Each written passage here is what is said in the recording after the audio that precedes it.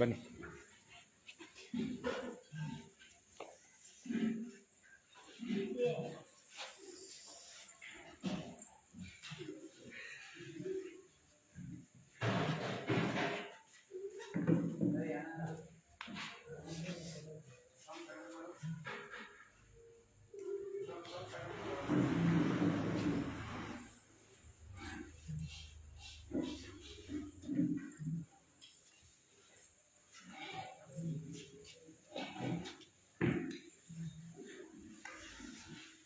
ನಮಸ್ಕಾರ. ಏನು ಹೆಸರು ನಿಮ್ಮದು? ರೇಣುಕಾ ಆರಾಧ್ಯ ಅಂತ ಸರ್. ರೇಣುಕಾ ರಾಧ್ಯ. ರೇಣುಕಾ ಆರಾಧ್ಯ ಅಂತ. ರೇಣುಕಾ ಆರಾಧ್ಯ. ಯಾವ ಊರು ಸರ್ ನಿಮ್ಮದು? ಸರ್ ನಮ್ಮ ಸ್ವಂತ ಊರು ತುಮಕೂರು ಹತ್ರ ನಿಟ್ಟೂರು. ತುಮಕೂರು ಹತ್ರ ನಿಟ್ಟೂರು. ಏನು ಓದಿದ್ದೀರಾ? ನಂದು ಡಿಪ್ಲೊಮಾ ಆಗಿದೆ ಸರ್. ಡಿಪ್ಲೊಮಾ ಆಗಿದೆಯಾ? ಓಕೆ. ಏನು ಸರ್ ಇದು ನಿಮ್ಮ ಪರಿಸ್ಥಿತಿ? ಕಾಲು ಯಾಕೆ ಹಿಂಗಾಗಿದೆ? ಸರ್ ನಾನು ಧರ್ಮಸ್ಥಳಕ್ಕೆ ಹೋಗಿದ್ದೆ. ಹಾಂ. ನನಗೆ ಕಣ್ಣು ಒಂದು ಸ್ವಲ್ಪ ಮೊಬ್ಬು ಆಗ್ಬಿಟ್ಟಿದೆ. ಧರ್ಮಸ್ಥಳಕ್ಕೆ ಹೋಗಿದ್ದೆ ದೇವಸ್ಥಾನಕ್ಕೆ. ಓಕೆ. ಕಣ್ಣು ಮೊಬ್ಬಾಗಿತ್ತು. ಸೆಕ್ಯೂರಿಟಿ ಕೆಲಸ ಮಾಡ್ತಾ ಇದ್ದೆ. ಹೋದ ತಿಂಗಳು 30ನೇ ತಾರೀಕಿನ ತನಕ ನಾನು ಸೆಕ್ಯೂರಿಟಿ ಕೆಲಸ ಮಾಡಿದೆ. 1ನೇ ತಾರೀಕಿಂದ ಬೇರೆ ಕಡೆ ಹಾಕ್ತೀವಿ ಅಂದ್ರು. ನನ್ನ ಕೈಲಿ ಆಗಲ್ಲ. ATM ಅಲ್ಲಿ ಸೆಕ್ಯೂರಿಟಿ ಕೆಲಸ. ನಿಮಗೆ ಸಂಬಂಧಿಕರು ಇದ್ದಾರಾ? ಸಂಬಂಧಿಕರು ಅಂತ ಅಂದ್ರೆ ಚಿಕ್ಕಪ್ಪ ದೊಡ್ಡಪ್ಪರೆಲ್ಲ ತೀರೋಗಿದ್ದಾರೆ ಸರ್. ರಿಲೇಷನ್ಗಳು ಯಾರು ನಮಗೆ ಸಹಾಯನೂ ಮಾಡ್ತಿಲ್ಲ, ಯಾರು ನಮ್ಗೆ ಹುಡಿಕೊಂಡು ಬಂದಿಲ್ಲ ಸರ್. ಹೆಂಡತಿ ಮಕ್ಕಳು ಸರ್? ಹೆಂಡತಿ ಮಕ್ಕಳು ಅಂದ್ರೆ ಮದುವೆ ಆಗಿತ್ತು ಸರ್, ಡೈವರ್ಸ್ ಆಗಿದೆ ಸರ್. ಎಷ್ಟು ತಿಂಗಳು ಸಂಸಾರ ಮಾಡಿದ್ರಲ್ಲ? ಎಷ್ಟು ವರ್ಷ ಸಂಸಾರ ಮಾಡಿದ್ರು ಸರ್? ಅದು ಒಂದು 6 ತಿಂಗಳು ಸರ್. 6 ತಿಂಗಳು ಸಂಸಾರ ಮಾಡಿದ್ರು. ಅವ್ರಿಗೂ ನಮಗೂ ಸರಿ ಬರಲಿಲ್ಲ. ಅವರು ಬೇರೆ ಕಡೆ ಏನೋ ಇದು ಇತ್ತಿತ್ತು, ಕೋರ್ಟ್ ಮುಖಾಂತರ ಡೈವರ್ಸು ತಗೊಂಡಿದ್ದೀವಿ. ಅವರು ಬೇರೆ ಕಡೆ ಮದುವೆನೂ ಮಾಡ್ಕೊಂಡಿದ್ದಾರೆ, ನಾನು ಬೇರೆ ಕಡೆ ಮದುವೆ ಮಾಡ್ಕೊಂಡಿದ್ದೀನಿ. ಏನು ಓದಿದ್ದೀರಾ ಸರ್? ನಂದು ಡಿಪ್ಲೊಮಾ ಆಗಿದೆ ಸರ್. ಎಲ್ಲರೂ ಕೆಲಸ ಮಾಡ್ಬೋದಿತ್ತಲ್ಲ? ಸೆಕ್ಯೂರಿಟಿ ಕೆಲಸ ಮಾಡ್ತಾ ಇದ್ದೆ ಸರ್. ಈ ಕಣ್ಣಿಂದು ನನಗೆ ದೃಷ್ಟಿ ಒಂದು ಸ್ವಲ್ಪ ಫುಲ್ ಕಮ್ಮಿ ಆಯಿತು. ಹೋದ ತಿಂಗಳು 30ನೇ ತಾರೀಕಿನ ತನಕ ಡ್ಯೂಟಿ ಮಾಡಿದ್ದೀನಿ ಸರ್. ಡ್ಯೂಟಿ ಮಾಡಿ 1ನೇ ತಾರೀಕಿಂದ ಬೇರೆ ಕಡೆ ಕೆಲಸ, ಬೇರೆ ಅದೇ ಏಜೆನ್ಸಿನಲ್ಲಿ ಬೇರೆ ಕಡೆ ಹಾಕ್ಕೊಡ್ತೀವಿ ಅಂದ್ರು. ನನಗೆ ಇಂಡಸ್ಟ್ರಿಯಲ್ ಏರಿಯಾ ಅಷ್ಟು ದೂರ ಹೋಗೋಕ್ಕಾಗಲ್ಲ ಅಂತ. ಅದಕ್ಕೆ ಏನಂತಂದ್ರು, ಆದರೆ ಮಾಡಿ ಇಲ್ಲ ಬಿಟ್ಟು ಹೋಗಿ ಅಂತಂದ್ರು. ಅದಕ್ಕೆ ಏನು ಮಾಡಿದೆ ನಾನು, ಸೆಕ್ಯೂರಿಟಿ ಬೇಡ ಕೆಲಸ ಅಂತ ಮಾಡ್ಕೊಂಡು 1ನೇ ತಾರೀಕು ಅಲ್ಲಿಂದ. ಅಪ್ಪ ಅಮ್ಮ ಯಾರು ಇಲ್ಲ? ಅಪ್ಪ ಅಮ್ಮ ಅದೆಲ್ಲ ಡೆತ್ ಸರ್ಟಿಫಿಕೇಟ್ ಎಲ್ಲ ಇದೆ. ಎಲ್ಲಿ ಮಲಗ್ತೀರಿ ಇಷ್ಟು ದಿನ? ನಾನು ಸರ್ ಧರ್ಮಸ್ಥಳಕ್ಕೆ ಹೋದೆ 1ನೇ ತಾರೀಕಿನ ತನಕ ರೂಮ್ ಮಾಡ್ಕೊಂಡಿದ್ದೆ ಚಿಕ್ಕದು. ಒಂದು ಮಾತು ಹೇಳಿದ್ರಿ ನೀವು, ಧರ್ಮಸ್ಥಳಕ್ಕೆ ಹೋದ್ಮೇಲೆ ನನ್ಗೆ ಈ ತರ ಕಾಲ ಆಯ್ತು ಅಂತ ನನಗೆ ಗೊತ್ತಿಲ್ಲ, ನೀವು ಹೇಳಿದ್ರಿ. ಧರ್ಮಸ್ಥಳಕ್ಕೆ ಹೋದ್ಮೇಲೆ ಈ ತರ ಕಾಲ ಆಗಿದೆ, ನಾನು 2 ಬ್ಯಾಂಡೇಜ್ ಹಾಕೊಂಡಿದ್ದೀನಿ ಅಂತ. ಏನಕ್ಕೆ ಹಂಗಾಯ್ತು ಸರ್? ಊಟಕ್ಕೆ ಅಂತ ನಾನು ನಿಂತ್ಕೊಂಡೆ. ಊಟಕ್ಕೆ ಅಂತ ನಿಂತ್ಕೊಂಡ್ರೆ ಅದು ಇದು ರೋಡ್ ಎಲ್ಲ ಫುಲ್ಲು ಬಿಸಿಲಲ್ಲ ಸರ್, ತುಂಬಾ ರೋಡು. ನನಗೆ ಶುಗರ್ ಪೇಷಂಟ್, ಶುಗರು BP ಎಲ್ಲ ಇದೆ ಸರ್. ಅದಕ್ಕೋಸ್ಕರ ಹೋದೆ ನಡ್ಕೊಂಡು. ಅಲ್ಲಿ ಈಗ ಧರ್ಮಸ್ಥಳದಲ್ಲಿ ಮೊದಲಂಗೆ ಡೈರೆಕ್ಟಾಗಿ ಬಿಡಲ್ಲ ಊಟಕ್ಕೆ. ದರ್ಶನ ಮಾಡಿಕೊಂಡು ಊಟ ಮಾಡಿಕೊಂಡು ಊಟಕ್ಕೆ ಅಂತ ಹೋದೆ. ಅದು ನಡೆದು ಇದಾಯ್ತಲ್ಲ, ಬಿಸಿಲಿಗೆ ಬೊಬ್ಬೆ ಬಂದ್ಬಿಡ್ತು.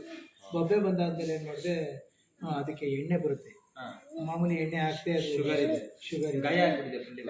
ಈಗ ಗಾಯ ಅಂತಂದ್ರೆ ಚರ್ಮ ಎದ್ಬಿಟ್ಟಿದೆ. ಅದನ್ನ ಕತ್ರಿ ತಗೊಂಡು ಇದು ದೃಷ್ಟಿನೂ ಇಲ್ಲ, ದೃಷ್ಟಿ ಫುಲ್ ಮಂಜಾಗ್ಬಿಟ್ಟಿದೆ ಸರ್. ಮಧ್ಯಾಹ್ನ ಚೆನ್ನಾಗಿ. ಯಾಕೆ ಅಂದ್ರೆ ನೋಡೋದು ಯಾರೇ ಆಗಿರ್ಬೋದು, ನನಗೆ ಶಾಕ್ ಆಯ್ತು.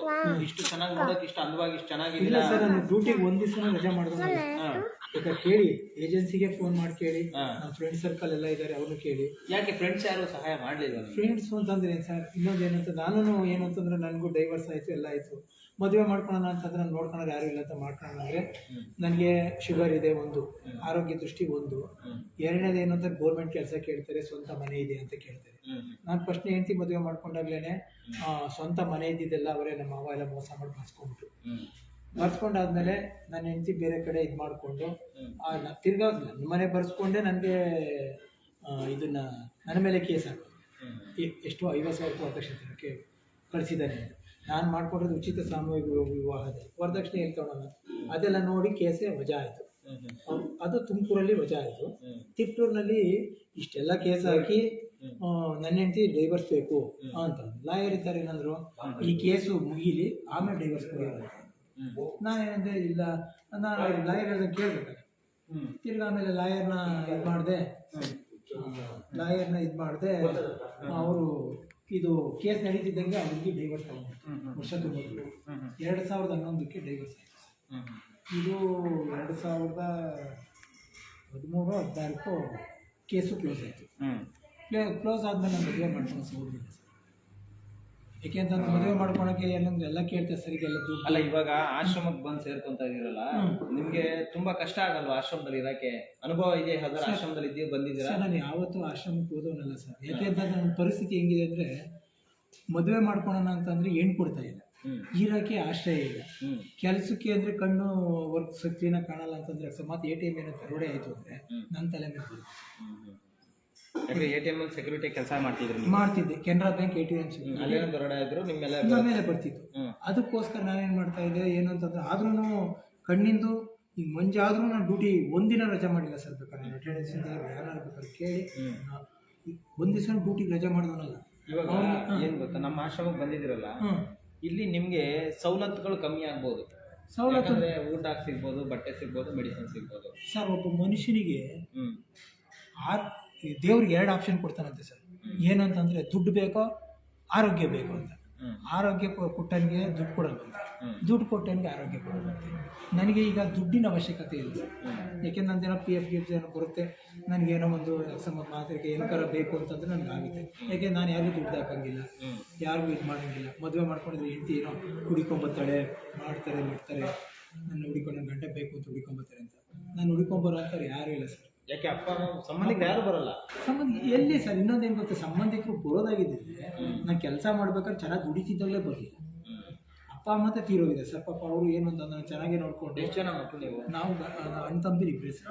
ನಮ್ಮ ಅಣ್ಣನೂ ತೀರೋಗಿ ಅಲ್ಲಿ ಅವರು ಒಂದು 8-10 ವರ್ಷ ಆಗಿರ್ಬೋದು ಸರ್. 8-10 ವರ್ಷ. ನಮ್ಮ ತಂದೆ ತೀರೋಗಿ ಒಂದು 8 ವರ್ಷ ಆಯಿತು. ಈಗ ನಮ್ಮ ಆಶ್ರಮನ ನಾವು ಆಶ್ರಯ ಕೊಡ್ತೀವಿ, ಬಟ್ ಮುಂದೊಂದು ದಿನ ನಮಗೆ ಆ ಥರ ಇರಬೇಕು, ಈ ಥರ ಇರಬೇಕು ಅಂದರೆ ನಮ್ಮಲ್ಲಿ ಸವಲತ್ತುಗಳಿಲ್ಲ. ಅಲ್ಲ ಸರ್, ಊಟ ಇದೆ, ಬಟ್ಟೆ ಇದೆ, ಮೆಡಿಸಿನ್ ಇದೆ. ಯಾಕಂದರೆ ಬರುವಾಗೆಲ್ಲ ಹಂಗೆ ಅನ್ಕೊಂಡ್ ಬರೋದು. ನಾನು ಸಾಕಷ್ಟು ಜನ ನೋಡಿದ್ದೀನಿ ಬಂದಮೇಲೆ. ನನಗೆ ಏನು ಗೊತ್ತಾ ಸರ್, ಏನಾಗಿದೆ ಅಂತಂದರೆ, ನಾನು ಹೆಚ್ಚು ಕಮ್ಮಿ ಸೆಕ್ಯೂರಿಟಿ ಲೈನಲ್ಲೇ ಒಂದು 7-8 ವರ್ಷ ಮಾಡಿದ್ದೀನಿ ಸರ್. ನನಗೇನು ಪ್ರಾಬ್ಲಮ್ ಗೊತ್ತಾ, ಡ್ಯೂಟಿ ಮಾಡೋದು ಪ್ರಾಬ್ಲಮ್ ಅಲ್ಲ, ಊಟ ತಿಂಡಿ. ಹೆಚ್ಚು ಕಮ್ಮಿ ನಾನು ಬೆಂಗಳೂರಲ್ಲಿ 20 ವರ್ಷದಿಂದ ಇದ್ದೀನಿ. 20 ವರ್ಷದಿಂದ ಓಡ್ಲೇ ತಿಂತಾಯಿದ್ದೀನಿ ಸರ್. 20 ವರ್ಷದಿಂದ ಓಡ್ಲೇ ತಿಂತಿದ್ದೀನಿ. ಒಬ್ಬರು ಮಾತಾಡ್ಸಲ್ಲ, ಒಬ್ಬರು ಫ್ರೆಂಡ್ ಮಾಡ್ಕೊಳ್ಳಲ್ಲ, ಏನೂ ಮಾಡೋಣ. ನಮ್ಮ ಏಜೆನ್ಸಿಯವ್ರು ಯಾರು ಮಾತಾಡ್ತೀರ ಅಷ್ಟೇ. ಒಬ್ಬರು ಫ್ರೆಂಡ್ ನಮ್ಮ ಮನೆ ಪಕ್ಕದ ಮನೆಯವ್ರನ್ನೂ ಮಾತಾಡ್ತಿಲ್ಲ. ಇದು ಏನಾಗಿದೆ ನೋಡೋಣ ಇವಾಗ ಕಾಲು. ಅಮ್ಮ ಬನ್ನಿಮ್ಮ, ಸ್ವಲ್ಪ ದೇಖಂಗೆ ಕ್ಯಾವೆ ಸರ್, ನೀರು ಸುರಿಯಿದೆ ಮಾಡೋಣ ಸರ್. ನಾವಿರೋದೇ ನಿಮ್ಮ ಸೇವೆಗೆ. ಆಯಿತು ಸರ್, ಇರೋದು ಹೇಳ್ಬೇಕಲ್ಲ. ಇರಲಿ ಸರ್, ನಾವು ಮಾಡೋದು ನಿಮ್ಮ ಸೇವೆಗಾಗಿ ನಾವಿರೋದು. ದೇವ್ರು ನಮ್ಮನ್ನು ನೇಮಕ ಮಾಡಿರೋದು ಏನಕ್ಕೆ ಹೇಳಿ? ನನಗೆ ಸಹಾಯ ಮಾಡಿ ಅಂತ. ಅದಕ್ಕೆ ಏನಂತ ನನಗೆ ಊಟ ತಿಂಡಿಸಿ ಇಲ್ಲೇ ಒದ್ದಾಡಿ ನಾನು ಅಂದ್ಕೊತಾ ಇದ್ದೆ. ನಿಮ್ಗೆ ಒಂದ್ಸರಿ ಫೋನ್ ಮಾಡಿದ್ದೆ ಸರ್. ನಿಮ್ಗೆ ಫೋನ್ ಮಾಡಿದಾಗ ಏನಂತಂದ್ರೆ, ಬನ್ನಿ ನೋಡೋಣ ಅಂತ ಒಂದ್ಸರಿ ಅಂದ್ರಿ. ಇನ್ನೊಂದ್ಸರಿ ಏನಂತಂದ್ರೆ, ನೀವು ಹಿಂಗಿತ್ತು ಹಿಂಗೆ ಸರ್, ನನಗೆ ಯಾರೂ ಇಲ್ಲ ಸರ್, ನನಗೆ ಹಿಂದೆ ಮುಂದೆ ನಿಮ್ಮ ಆಶ್ರಮದ ಸೇವೆ ಮಾಡ್ಕೊಂಡಿರ್ತೀನಿ ಅಂತ ಅಂದಿದ್ದಕ್ಕೆ ಏನಂತಂದರೆ, ಆಯಿತು ಬನ್ನಿ ಅಂತ. ಎಲ್ಲಿ ಬನ್ನಿ? ನೆಲಮಂಗ್ಳಿಗೆ ಬಂದು ನನಗೆ ಫೋನ್ ಹಾಕಿ ನಾವೇ ಕರ್ಕೊಂಡ್ಬರ್ತೀವಿ ಅಂತ.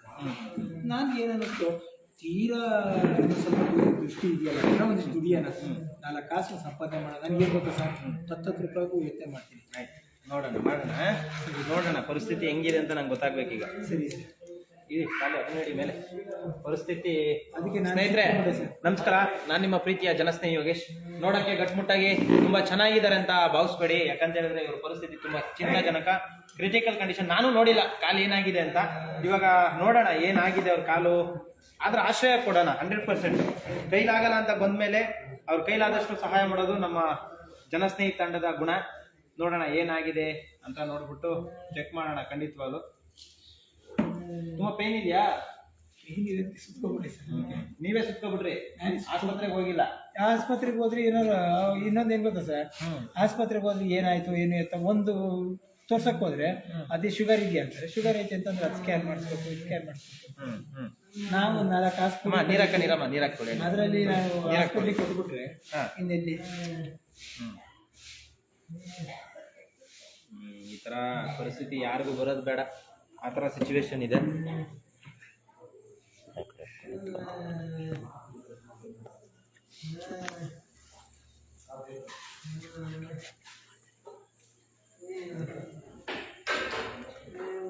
ಫುಲ್ ಸ್ಮೆಲ್ಲಿಂಗ್ ಇದೆ. ಏನು ಸರ್? ಕಟ್ಟಿದ್ನಲ್ಲ, ಹಾಂ, ಸ್ಮೆಲ್ಲಿಂಗ್ ಇದೆ ಸರ್ ಕಾಲು.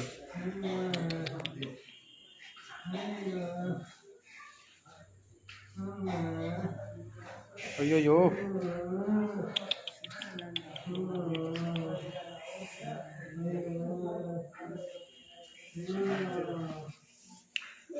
ಅಯ್ಯೋ, ಅಳ್ಬೇಡಿ ಅಳ್ಬೇಡಿ ದಯವಿಟ್ಟು. ನೋವಿಗೆ ಸರ್. ನಿಮ್ಮನ್ನು ನೋಡಿದ್ರೆ ನಂಗೆ ತುಂಬ ಬೇಜಾರಾಗುತ್ತೆ ಸರ್. ಇಷ್ಟು ಚೆನ್ನಾಗಿದ್ದೀರಾ. ಹಾಂ, ಇದುವರೆಗೂ ಒಬ್ಬರಿಗೆ ಮೋಸ ಮಾಡಿಲ್ಲ ಸರ್. ಹಾಂ, ನನಗೆ ಮೋಸ ಆಗಿದ್ದಾವೆ. ಚಿಂತೆ ಮಾಡಬೇಡಿ ಸರ್, ನಾವಿರೋವರೆಗೂ ನೀವು ಚಿಂತೆ ಮಾಡಬೇಡಿ.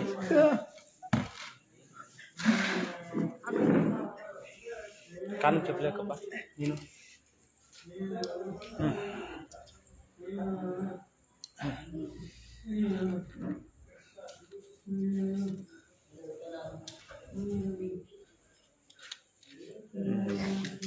ಮತ್ತೆ ಹೊರಗಡೆ ಮಲಗೋಕೆ ತುಂಬಾ ಕಷ್ಟ ಆಗ್ತಿತ್ತು ಅನ್ಸುತ್ತೆ ನಿಮ್ಗೆ. ಸರ್ ಏನು ಮಾಡೋದು ಸರ್, ಮಲಗೋ ಜಾಗ ಇಲ್ಲ, ಕಣ್ಣು ಕಾಣಲ್ಲ ಸರಿಯಾಗಿ. ಎಲ್ಲಿ ಮನೆ ಕಡೆಯಿಂದ ನಂಗೆ ಗೊತ್ತೇ ಇಲ್ಲ ಸರ್. ಇಲ್ಲಿ ಹೆಣ್ಮಗಳದಲ್ಲಿ ಬಸ್ ಸ್ಟಾಪ್ ಇದೆಯಲ್ಲ ಸರ್, ಸರ್ಕಲ್ ಮೈದಾನ, ಅಲ್ಲಿ ಒಂಚೂರು ಮಲಗಿದ ಜ್ಞಾಪಕ ಅಷ್ಟೇ. ಜನಗಳೆಲ್ಲ ಕಿರ್ಚಾರಲ್ಲ, ಅದೊಂದೇ ಜ್ಞಾಪಕ ಸರ್. ನಾನು ಇಲ್ಲಿ ಧರ್ಮಸ್ಥಳದ ಹೆಗಡೆಯವ್ರನ್ನ ಕೇಳೋಣ, ಅಲ್ಲೇ ಕೆಲಸ ಮಾಡ್ಕೊಂಡಿರೋಣ ಅಂತ ಅದು ಐಡಿಯಾ ಮಾಡಿದೆ. ಅಲ್ಲಿ ಏನು ಅಂತಂದರೆ ಅಲ್ಲಿರೋರು ಒಬ್ಬರೇ ಅಂದರು ಹಂಗೆ ಇರಿಸ್ಕೊಳಲ್ಲ ಅಂತ ಅಂದರು. ನೀವಿರೋ ಶುಗರ್ ಪರಿಸ್ಥಿತಿಲಿ ಇರಿಸ್ಕೊಳ್ಳೋದು, ಯಾವ್ದಾರು ಆಶ್ರಮಕ್ಕೆ ಸೇರ್ಕೊಳ್ಳಿ ಅಂತ ಅಂದರು. ನಾನು ನಿಮ್ಮದು, ಆಮೇಲೆ ಅವ್ರ ಹೆಸರೇನು ಸರ್, ಪಾರ್ಟಿ ಇದ್ರಲ್ಲಿ ಬರ್ತಾರೆ ನೋಡಿ, ಅವ್ರ ಹೆಸರು ಜೋರಾಗಿ ಗಟ್ಟಿಯಾಗಿ ಮಾತಾಡ್ತಾರೆ. ಯಾರದು?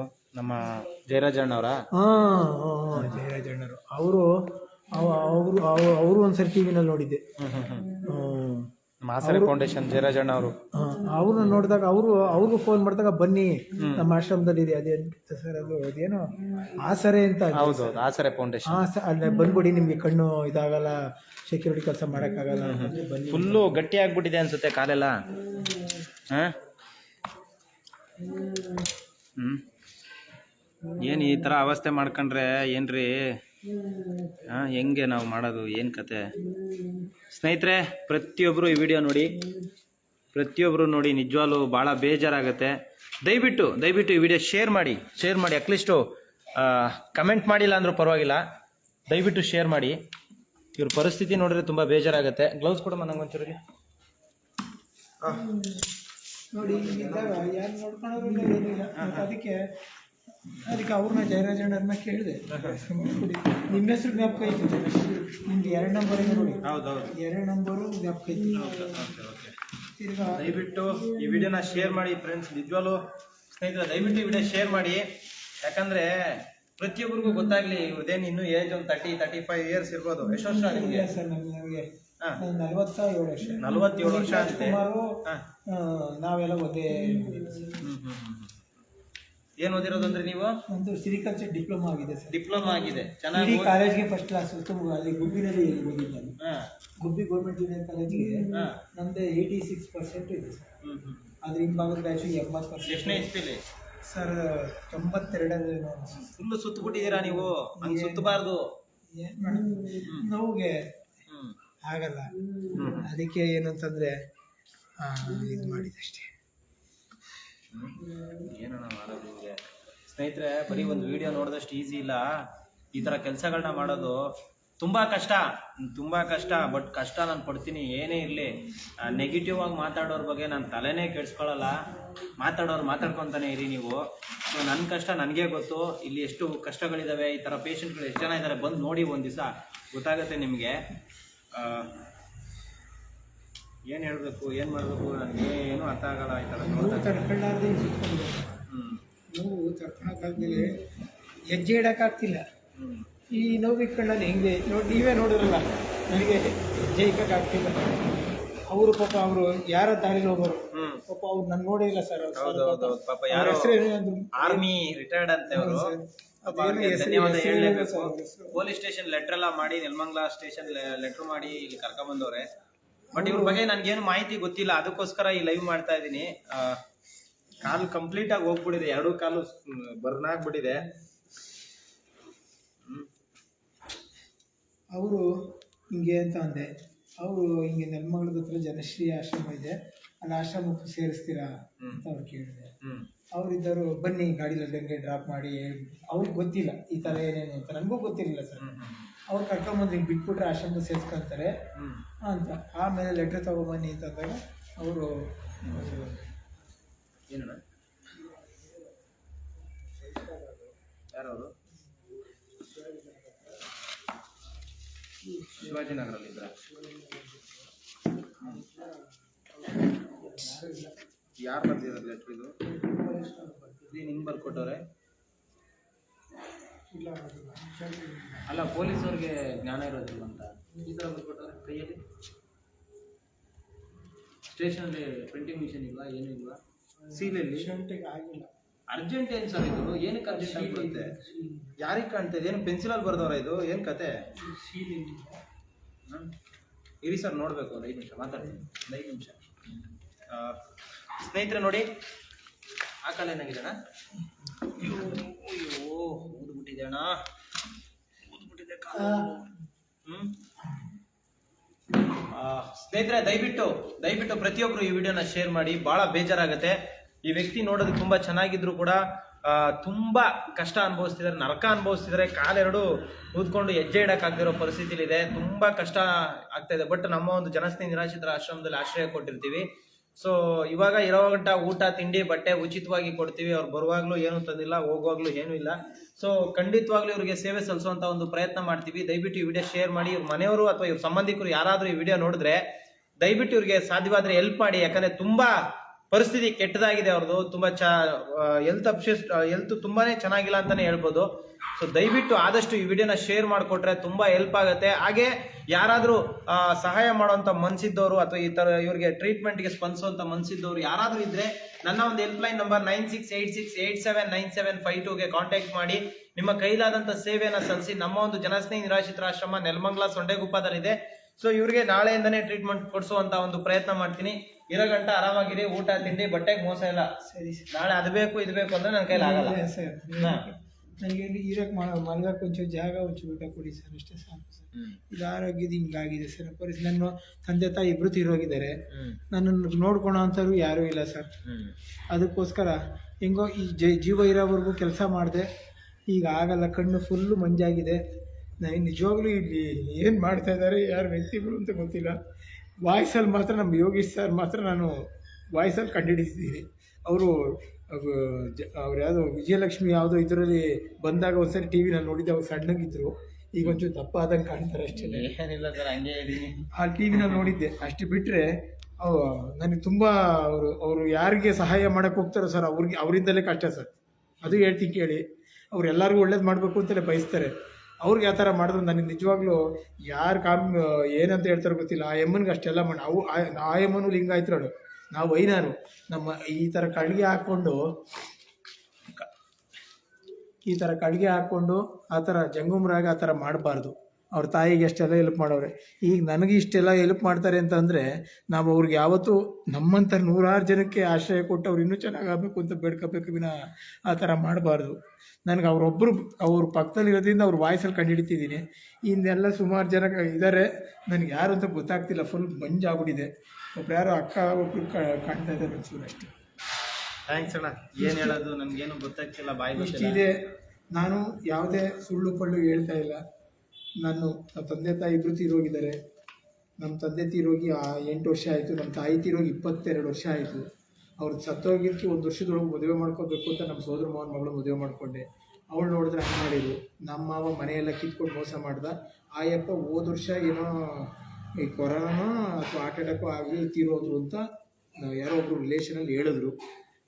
ಅಷ್ಟು ಬಿಟ್ಟರೆ ಇನ್ನೇನು ಗೊತ್ತಿಲ್ಲ. ನಮ್ಮ ಮನೆಯವರು ಇನ್ನೊಬ್ಬರನ್ನ ಮದುವೆ ಮಾಡಿಕೊಂಡು ಅಚ್ಚುಕಟ್ಟಾಗಿದ್ದಾರೆ. ನಾನಂತೂ ಮದುವೆ ಮಾಡ್ಕೊಳಕ್ಕೆ ಹೋಗಿಲ್ಲ, ಹಿಂಗೇ ಇದ್ದೀನಿ. ಮದುವೆ ಮಾಡಿಕೊಂಡ್ರೆ ಏನಂತಂದರೆ ಗೋರ್ಮೆಂಟ್ ಕೆಲಸ ಕೇಳ್ತಾರೆ, ಸ್ವಂತ ಮನೆ ಇದೆಯಾ ಅಂತ ಕೇಳ್ತಾರೆ. ನನಗೆ ಅವೆಲ್ಲ ಒದಗಿಸೋಕ್ಕಾಗಲ್ಲ.